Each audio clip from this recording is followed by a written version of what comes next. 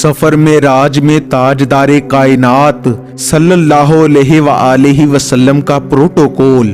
जब दावत पर बुलाया जाता है तो तरीके होते हैं। पहला तरीका ये है कि दावतनामा भेजते हैं और कहते हैं कि आज हमारे यहाँ दावत है, आ जाइएगा। फिर इंसान खुद चला जाता है। ये एक तरीका है। जहां ज्यादा प्यार मोहब्बत लिहाज हो और ज्यादा इकराम और इज्जत करनी हो, वहां खाली दावत नहीं भेजते, साथ सवारी भी भेजते हैं।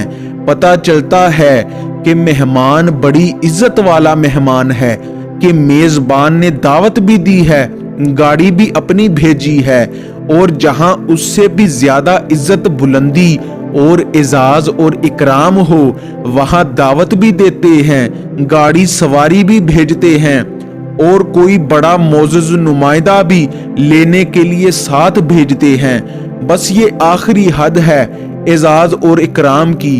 कुर्बान जाएं ताजदारे कायनात सल्लल्लाहु अलैहि वसल्लम पर। अल्लाह रब्बुल इज्जत ने दावत भेजी कि महबूब आजा। खाली यही नहीं बल्कि आसमानी दुनिया की सबसे अफजल सवारी बुराक भेजा। फिर यही नहीं, अपने आलमे नूर का सबसे मोअज़्ज़ज़ तरीन नुमाइंदा हजरत जिब्राइल अमीन अलैहिस्सलाम, सबसे ऊंची शान वाला नुमाइंदा आसमानों में, उनको भेजा। प्रोटोकॉल के सारे तकाजे पूरे हो गए।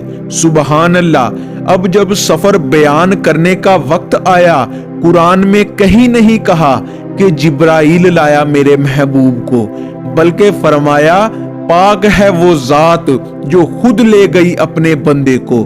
सुबहान अल्लाह। यहाँ से पता चलता है अल्लाह रब्बुल आलमीन हमारे प्यारे आका हजूर ताजदारे कायनात सल्लल्लाहु अलैहि वसल्लम से किस हद तक मोहब्बत फरमाते हैं। या अल्लाह पाक, आज शबे मेराज की मुबारक रात है।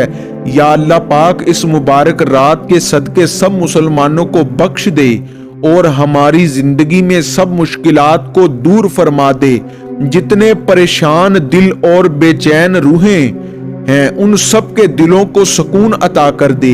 आमीन सुम आमीन या रब्बुल आलमीन।